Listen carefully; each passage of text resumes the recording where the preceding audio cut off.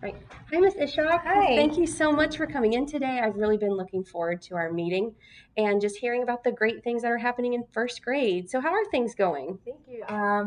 It's going good. It's going good. It's my second year of teaching, first grade, and I actually really like it. I do enjoy teaching reading, math. I'm still getting I have my hands on with it, but I think it's going great. It's always a learning. I'm always learning something new. So yeah. And first grade's such a rewarding Yeah. grade level Oh, too. yeah. It's you see growth, so I love that. So Definitely. yeah, yeah.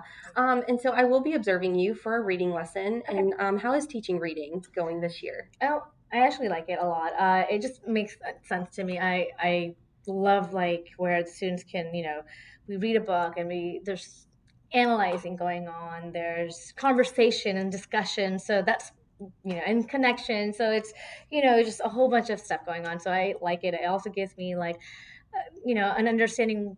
Reading has so much. When you say reading, there's phonics, there's writing. I mean, so much. So ELA has been great. Thank Right. you. Yeah. That's awesome. Yeah. And then tell me a little bit about like your classroom culture. So when I come in, Yeah, like what will I absolutely. see? When you come in, my classroom is definitely more, it's, I guess, student centered, where you'll see kids, having a little small leadership, roles. So, for example, we'll have a calendar helper. That person does a calendar every morning. We have little jobs where, you know, they have a champ leader or a classroom manager. So it's very student centered. It's a good mix of student centered and teacher led. I also let my students kind of we talk about in the beginning of school year setting. Instead, we don't do rules, we do classroom contracts where we all come together and you write the expectations for the classroom. So it's definitely student centered, and even small things you know what do we want to do, or do you want to read this book, or and there's things that obviously I have to plan ahead of time, but I kind of let them feel that they're kind of guiding their choices. Yeah, that they have a choice Yeah. in it too. Yeah. That's really wonderful. Thank you. And then, is there anything, any specifics about any students in your classroom that you would like me to know about? Yeah, I have 24 students, and they're all very different. I have a couple of students that are high, a couple of students that are on level, but then I also have students that are ESL, and then I have within ESL I have beginners, I have intermediate, and then high students in ESL as well. I have some SPED students that require accommodations and then require an aide to come in Okay. to work one on one with them. So in a small group setting or with the aid and stuff like that. The Yeah, in-class support. in class support. That's the Yeah. word. Yeah, Yeah, yeah, that's yeah. wonderful. I have that.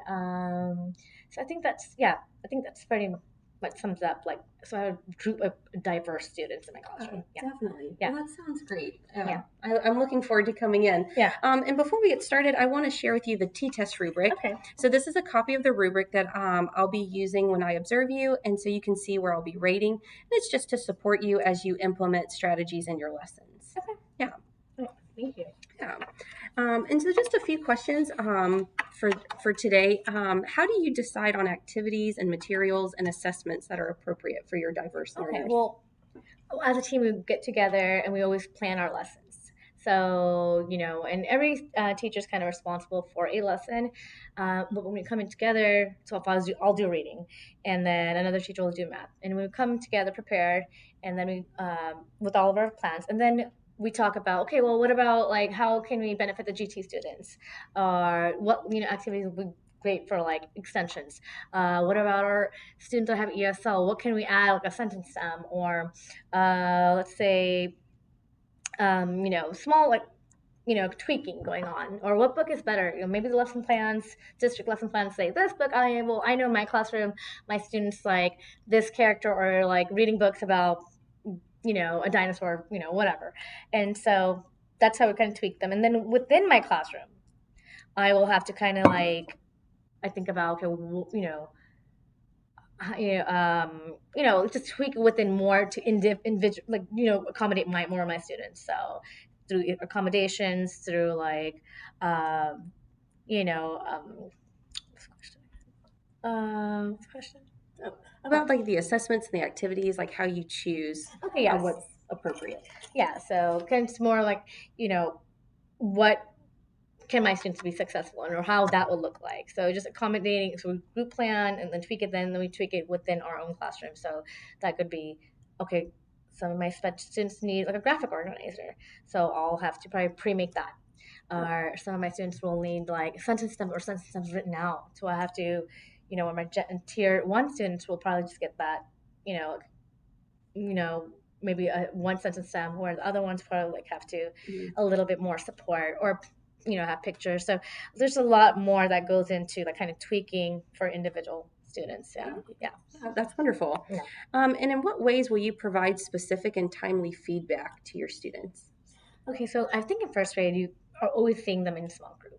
You're seeing them in small group for reading. You're seeing them in small group for writing, math, a lot. And even within each subject, you're seeing them for different things. You see them for like for phonics,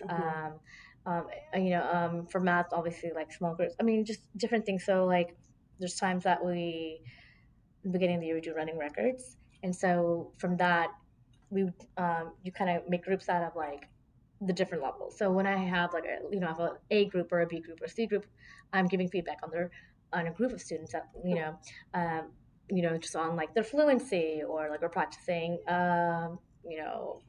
just different skills for reading. And then for like writing, it's more one-on-one. It's kind of okay, like we're writing our thing, we have a checklist, check your work, and then I'll call you up one or two students at a time, and we're really looking at how I can support you or what you need help with. For that. And then math, it's kind of the same thing. We'll teach a lesson, then I'll kind of see, well, one, I have some, a group that I'm already going to know I'm going to meet with my, students are like tier two students, but then I'll kind of will meet with other students, kind of give them feedback on their assignments. So that's one way. And then there's formal, informal ways during like whole group instructions, just like check for understanding with a thumbs up, thumbs down, or we do our multiple strategies where like we're writing on a whiteboard and kind of showing up. So I'm making little notes. Okay, that child needs help, or that child still needs, very immediate. Yeah. There's things that we do on technology where we can just quickly take a poll, and I know like some students, okay, well, it gives me a quick analysis of like a breakdown, who still needs help, or who's like achieving high, got this, skill. So and utilizing technology is a great way and a quick snapshot for you to Absolutely, see like where you can meet with your students. Yeah, absolutely. Yeah, So that's really great. Yeah. you. And then what are some strategies that you use to provoke and guide the discussions with your students? I think to engage them and to provoke them, I think I do like, you know, always giving them some type of engagement tool, or like either a picture or a question. And before we start any lesson, kind of like to build a curiosity, either from like looking at a picture or a question or just a word, kind of like, hey, what does this word might mean? What do you predict? If we're teaching inferencing, I remember when I was teaching inferencing, we were talking like students haven't even understood, like they haven't even heard the word inference or what an inference is, and I'm like, it's something we do every day. When we know we're doing it, we'll show a picture. I'm like, what do you think this person's feeling? So just through pictures, questions, vocabulary words, you can just kind of engage them into it and kind of like ask questions with that. Yeah, just activating their thinking and using that prior knowledge. Absolutely. Yeah, definitely. Yeah. And then how are students expected to communicate what they have learned? Okay, so we also demonstrate this in many different ways, through independent practice, through formal, informal, assessment. So we have our unit like test. That's one way. We have our independent work. Then we have our formal like district assessments that we have to take. So stuff like that. They can demonstrate, their learning through that. Yeah. Do you use checklists or rubrics in your classroom? Oh yes, absolutely. We do. We use like a checklist system. So for like writing sentences, we talked about a long time ago, what does a successful sentence look like?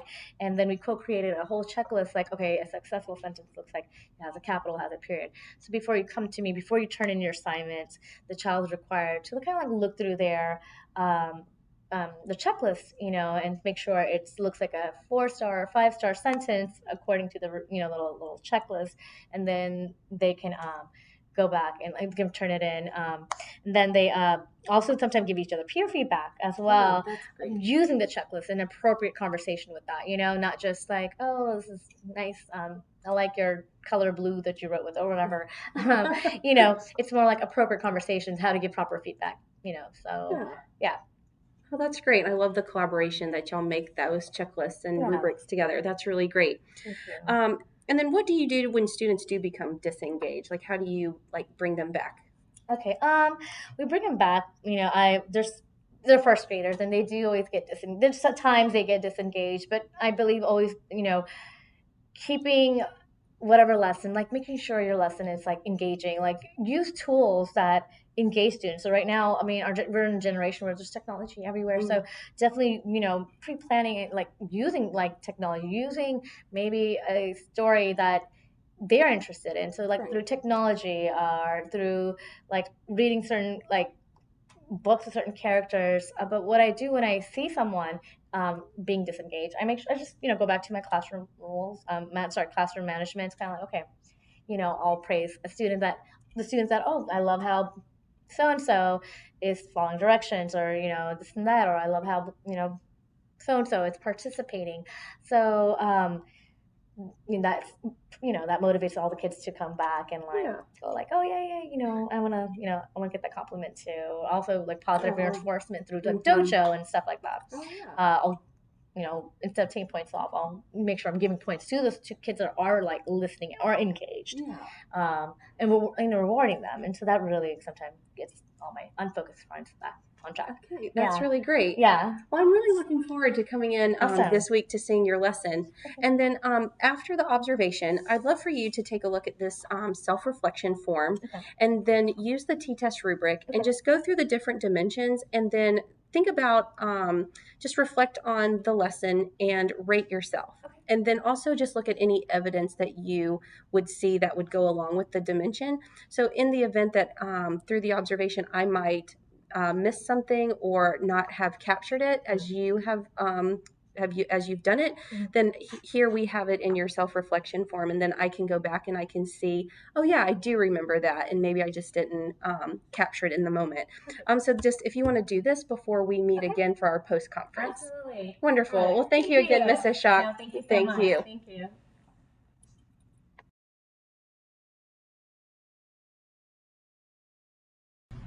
Great. Hi, Ms. Ishak. Thank you for coming in today just to talk about your observation. And I really enjoyed your reading lesson that I observed on inferencing. I thought it was really great. And so we're just going to spend the time today to just have a conversation to talk about what I saw, what you what you felt like the lesson went, like how it went, and just to talk about like next steps and maybe some goals for your instruction. So the last time we met in the pre-conference, I gave you the self-reflection form just for you to just think about the lesson, how you felt like it went, and any changes that you as the teacher, like what would you want to do different if you could do this lesson again? So just tell me your thoughts. Like, how do you think the lesson went? Okay. Well, here's my little reflection. Typed it up for you. Thank you. I think overall it went pretty well. I stated my objective in the beginning of the lesson, and I think that I do that for all my lessons. And I think that really helps the students know what we're learning and how we're going to learn it. I did some good. I felt like some kids were maybe needed some redirecting. I was able to redirect them. But just kind of when my approach is usually like, okay, praising the students that are learning, but I also did some cold calls. I did a quick check for understanding, thumbs up, thumbs down. That always kind of like redirects them, and gets them focused again. So I think that was good. I felt like my transitions, I'm really proud of my transitions. They're usually smooth and seamless. We were, first grade, we've been working on them since like the first day of school. Right.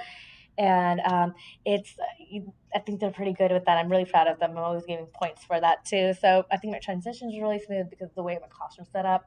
as soon as I'm done doing a whole group lesson, they'll go straight into independent. They'll know where to turn it in. They go to little charts for stations and stuff. So Yeah. it's and then my small group comes to me. I mean, it just works really like an orchestra. So I think they did, and it's a group effort. So I think we did. Students and I did a good job in that. Yeah. Yeah, Yeah. I definitely saw that. Okay, great, Yeah. great. Okay, good. And then I think I did a good job when they were doing independent. Before I went into my small group, I was monitoring. I was able to kind of monitor around and kind of like see each student, kind of quickly, kind of talk to them and stuff. Overall, I think it went pretty okay, pretty well. Yeah, yeah. So we're just going to go over, as you know, I also gave you a copy of the T-test rubric. Yes. And so throughout the observation, I focused my attention on domains 2 and 3. Okay. Domain 2 focuses on instruction. So it just, how you conducted the lesson, how the students were engaged, and, the products and the activities that you planned for them. So I'm just going to go over through 3 of the domains that I scored you on, and then just giving you a snapshot of like what I saw, how I rated you, and then after we go through each domain, like I'll get your feedback, and if you have any questions, I'm happy to answer. Can I just take a look at your yes, definitely. Okay, perfect. Thank you. Yeah, so we'll start with domain 2, which is instruction. And so focusing first on domain 2.1, which is achieving expectations, I scored you as accomplished. Okay. I thought you began the lesson, like you said, very well, having the students state the objective. Because when I came in, you guys were transitioning from math into reading, and you were able to have that flow into that transition really well. And when having them state that learning objective, then they are able to then change their thinking into, okay, now we're in reading, and it gets them ready for that part of the day. I thought then having the students turn and talk to then connect and reflect like what they're learning. They turned and talked to answer the question like what strategies help you infer. So this is a skill that you've been working on all week, and then it was Thursday. So they've been building that toolbox of strategies to infer. So now you allowed that time for them to turn and talk. You set a timer so that you weren't, wasting instruction. Like they were able to, each partner was able to talk and share their thinking, and a way for peers to collaborate with one another. And like maybe one student was able to hear a strategy that, oh, maybe I want to try that today. So I thought that was a really great way to engage and just captivate your students right off at the beginning of your lesson. So that was really great. Moving into 2.2. Oh, before we move into 2.2, I have just one question. Sure. You said I got it accomplished, right? What are some ways that I could probably? I'm looking at this rubric. If you can help me explain that. I mean, it's kind of a lot. Yeah. The rubric can be a lot. Yeah. How would I be able to score higher next time around, or do better? To move from accomplished to distinguished? Yes, exactly. Yeah, definitely. Great question. So I marked you as accomplished because you clearly, as the rubric states, that you provided opportunities to for students to establish high expectations. You persist with the lesson. And you do establish a system where students take initiative. But to move in the rubric from accomplished to distinguished, here on the distinguished list, you're looking for where systematically enable students to set goals for themselves and monitor their progress over time. So like I said, this is a lesson because I observed you on a Thursday. And so you've been working on inferencing since Monday. So a way that you could monitor their progress is maybe, at the beginning of the week, like when you start a lesson, kind of like those KWL charts, or, having kids show their initial thought on inferencing, and then marking their progress over time, like now on Thursday, and then maybe on Friday when you conclude your lessons on inferencing, showing the students their progress over time of what they're thinking, how they were oh, I didn't know a lot about inferencing, but now I know this, and this is how I'm going to use it. So they can use not so much like a rubric, but you have checklists in your classroom. Just that they can see the change that they've made. Okay, so would it be something like a pre-assessment or a post-assessment, like a quiz even? Maybe throwing in like something before, like a pre-assessment before you even taught the lesson, where there is that be considered? And then okay, like starting any lesson, like when you lesson plan with your team, thinking with the end in mind. And that's a great way to doing a pre-assessment, like giving them just like using the same academic language that you would use like on the post assessment at the end of the week. Using that same vocabulary and just like having them like answer it. And then maybe even giving them the same question at the end of the week and just having the kids on Fridays like compare, this is how you answered it on Monday. Look at how your answer has changed at the end of the week, and so that they can see that progress over time. Really and so that's definitely a way where you can go from accomplished to distinguished. Okay, and it also just has the students take initiative for their learning as well. Oh, okay. Yeah. Awesome. Thank you. Yeah. Great question. Yeah, thank you. Moving into, again, Domain 2 for Instruction 2.2 is content knowledge and expertise. I marked you as proficient. I thought the lesson flowed very well. I thought it was very age appropriate. It had a good flow. The kids knew exactly, like you said, they knew the expectations. And each activity that you did, moving from the activator into the whole group instruction into the independent work, everything built upon itself. So the kids did feel successful. You did at the end of the lesson, you did move into your small group reading time. And again, your kids just effortlessly just moved into those stations.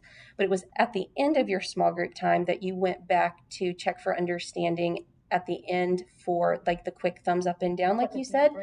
You did like the debrief at the end of your small group time. And so sometimes, we know as like classroom teachers, sometimes time gets and like we have to quickly get to lunch or like, oh no, it's time for like recess or PE, so sometimes that time can get away from us. So one suggestion that I have is like an action step as an area of growth is that you could possibly, instead of doing that debrief at the end of that small group time, doing the debrief at the end of your independent work. Maybe even doing the traffic light system, which is something very quick and easy. You have like a traffic light, the red, yellow, and green. And, you're great. You have like a toolbox on the students' tables where they have their pencils and things. Like you can have Post-it notes and the kids can grab a Post-it note, write their name. And then before they go to their stations, kind of like an exit ticket, they can write their name on a Post-it note and give them just a probing question like, how are you feeling with inferencing? And then tell them like, if you feel really great about inferencing, they can put their name on the Post-it note and put it on green. If they're like, I kind of get it, but I want some more examples and help, then they can put their Post-it note on yellow.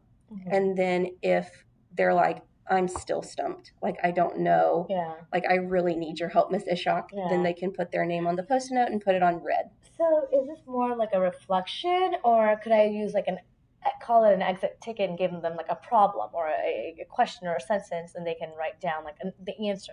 So would that be considered like a debrief? No. Well, you could, and then if you're wanting to use like inferencing in a story that they've read, so maybe during that independent practice, if they're looking at a book, they can put a Post-it note in the book to show you, oh, on this page I inferred about this, and they can stick that Post-it note on that page, and they can hand it to you as like again like an exit ticket. It doesn't have to be on paper. It can just be something that in a book that they hand you.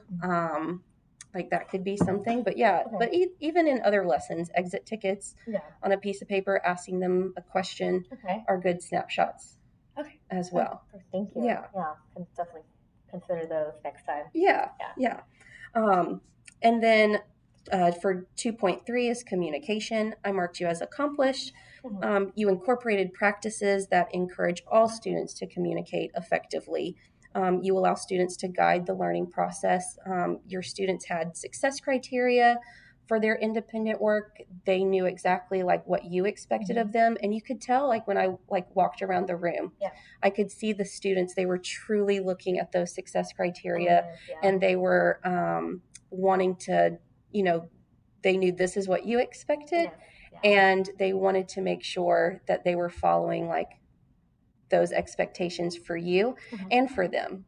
And then, you could hear like table groups, like they were talking to one another. They were, having that conversation, using that academic vocabulary, sharing their thinking with one another. So I thought that was a great way as well to for students to communicate. Okay. All right. Thank you. Yeah. Yeah. Okay. Yeah. And then domain 3. Okay. For did you have any other questions? Sorry. On? Yes, Yeah, I did. I could tell. Yeah, go ahead. Communication, and there's a lot of turn and talks, and we do turn and talks, I think, pair share with our students, a lot of verbal, but then there's sometimes I give them an opportunity to also, and I just want to see if this is considered, like part of communication domain, where I would post a probing question, and they would kind of post online through Nearpod. Yeah. So they're not verbalizing, but they're writing sentences on there, and then we share it on the post where everyone can read it and talk about it and stuff. Would that be something considered as well, or? Yeah, that's actually a really great way. Nearpod's great, and you can also, again, using that as like a closing way to check for understanding as well. Yeah. Bringing the kids back to the carpet, and after they've answered that question, and all their answers are popping up on Nearpod, and then having them share. Maybe a student might see a question or something like on the post, and they might want to know more. And so that's a great way to then have students be leaders in the classroom to share, like, oh, this is why I posted that, because this is what I've learned about inferencing. So you're building like those leaders and those lifelong learners as well. Yeah. Thank you. Yeah. That's helpful. Okay. Yeah, and you love technology, so I do. I and really everything. do. And I Yeah. think they just are so engaged with, when we use our technology, it's, I definitely have 100% participation, and even the students that like struggle with like our ESL learners or the SPED students, they'll be on it, and they can type in. It's funny because they can type in their usernames and everything, and they're just so engaged, and they try, even if they're answering the questions wrong, or they're not able to, they're just so eager to like be part of it because everyone's doing it. So it's I like it. And one of the things when I was in the classroom, one of the things that I used to love to use are Plickers. Okay. Yes, I've heard about that. Can you tell me more? Yeah, Plickers are really great. And the kids don't have to write anything down. You can create your class list. Okay. And then it generates a QR code for each student. And so what I would do is I would take their QR code and I would put it like on a piece of paper, and each side of the QR code represents like A, B, C, or D. Okay. And so you could ask like a probing question, and then the students know how to hold their QR code to face which answer they chose. Either like if they chose A, they would hold it one way. If they wanted to choose D, they would hold it another way. Yeah. And then all you have to do is use your cell phone, and you can just pull up the Plickers app on your phone, and you just scan your room. And then you can even post like on the board, you can show, oh, like number 13, you haven't posted yet, like get your answer in. And so you can see like as the kids go in, but then on the teacher side, you not only see when they've responded, but you can also see if they responded correctly or incorrectly. And that's really great too, because a great way to check for that understanding and like. Right, that going back to like debriefing, is that a Yes. Yeah. Okay. And then when you get that snapshot from your children, like whether it's that way or the traffic light or the exit ticket, take those things. We spoke before about like immediate feedback. When you already know that like a student is struggling with this skill, or like however you've collected that data, before you move into like, as students are transitioning into small groups, you can pull that group. If you're like, oh, those 3, they've been struggling on this since Tuesday, like let me talk to them some more. You can pull like just a quick group to confer with them.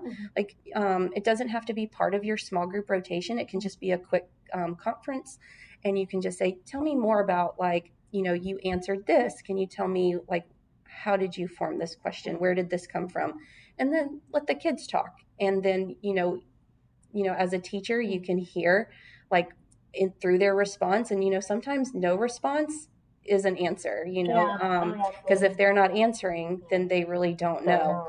And so, just again, just reinforcing those same those same things. Okay, perfect. Yeah. Thank you. Yeah. Good. Awesome. Yeah, that was great. Thank you. So moving into domain 3 for our learning environment. Okay. For 3.1, it's classroom environment, routines, and procedures. I marked you as accomplished because I can tell, like you said, like your classroom, it was just very effortless. Like the students, you guys were transitioning from math to reading, and when kids were finished with their work, they knew exactly where to put glue sticks and scissors, and their unfinished work, they had a folder to put it in. They all had this really they knew where everything was. So it made your role just as like a facilitator so much easier. Especially, and it's like we said, like building that leader in the student. Like this is also their classroom. And you truly make them feel like a part of it, that that this is where like it creates like a safe place, and like not that they own it, but they're here and they know, like they feel like a family in here. And yeah, so I thought the environment was really great. The routines, you've clearly been working on this with them throughout the year, and they know it, and they knew exactly where to go. So that was really great. Yeah, no, that right there, that takes, yes, you've been teaching, you have taught as well, and that takes beginning of the school year, especially with our little ones and first graders, that you start in October, you start in August, and it's routine, and when you build that, that definitely, it definitely, it's helps throughout the whole year, when the routines are, set in place. I believe that, learning, it will just be smooth. And it definitely reflected that in your classroom. Thank you. In 3.2, it was managing student behavior. I did mark you as distinguished, again, because you were learning, the learning expectations are clear based on the student behavior. Your essential agreement is posted, and you could tell like the students would refer to that. And you build a strong rapport with your students as well. They respected you, as you shared, like you had to redirect a couple of students during the lesson. And you made that, again, I keep using the word effortless because that's what it looked like in your classroom. Thank you. You were able to, you immediately noticed a child when they were disengaged. You corrected it on the spot. You didn't let it affect the other students around them. And you also didn't affect the timeliness of your lesson. It was, whether or not it was like just a quiet, like, redirecting, or sometimes you have to call them out. And that didn't affect your lesson at all. It was just an easy flow. Sometimes I just like kind of like if I see someone at that close proximity, I believe you just kind of walk over to them and I go, hey, what are you doing? And then they just get on track. So yeah. And I could also tell you knew exactly like, the students that you knew that you needed to be close to at times. And they are placed in my classroom in certain, they're organized in a certain way where we put them because, we already know our students. So and that says a lot about you, just building relationships with your kids, getting to know them, and just knowing like, where they are. And then again, they have that respect to you. Like when you redirected them, they were like, they knew exactly to get right back to it. So that was that part, but I do have some other questions that I would like to ask you. Again, these questions still reflect domains 2 for instruction and domain 3 for the learning environment. So my first question to you is, in what ways does your classroom culture reflect high expectations for performance and student-centered behavior? Okay. Well, like I said, before each lesson, I like to state the objective, and before, and in each lesson, like for math, for writing, for reading, we state the objective, just what we're learning, and what we're supposed to like. What's the outcome? Like, what are we expected to do? We also, again, after the lesson, that's before the lesson, after the lesson's done, before they go into independent work, it's super important that we champ out expectations, like what does the conversation sound level needs to be? It's going to be 0. There's no conversation independent, or is it group work? Is it going to be level 1? If we need help, from the teacher or from our friends. How do we ask for help? Um, where's the activity that can take place, and how is movement during this assignment? Is it going to be like cutting, gluing, and writing, or is it going to be talking, or reading? Participation, again, I like linking my participation. I actually make them read my learning objective again. So instead of we say participation, I say kind of like, okay, what's our participation goal? So and then we go back to and I call my learning objective a goal. So I go back to where I say, okay, they go participation, and then go, they, our goal is to, let's just say, I will make an inference. They'll literally read off the board, and so they know what they're doing, and then equal success. So I, have them do that, and I feel like it helps them set that classroom expectation, the atmosphere, and their individual expectations as well. Yeah, it builds that structure and routine. Yeah. And first graders, they need that. They need that explicit, and they need to know like what's coming. So that's really great. Yeah. And then my other question is, in what ways do you are expected to take the students' initiative for their learning? Okay, yeah. Let me think about that. How they're expected to take initiative in their learning. I feel like I do this in various ways or different ways. I think just throughout the lessons, throughout the day, we'll always kind of reflect back or provide a rationale or a purpose why we're learning this, and relate it to like real life experiences. If we're learning like inferencing or even math, like, oh, we're learning, show them and give them like real examples, like, oh, you see someone wearing a jacket or coming from outside all drenched in a raincoat, Ironboro is raining outside. So definitely always like providing a rationale and like in providing those modeling real life examples. Helps them like, take initiative. They'll start doing that as well.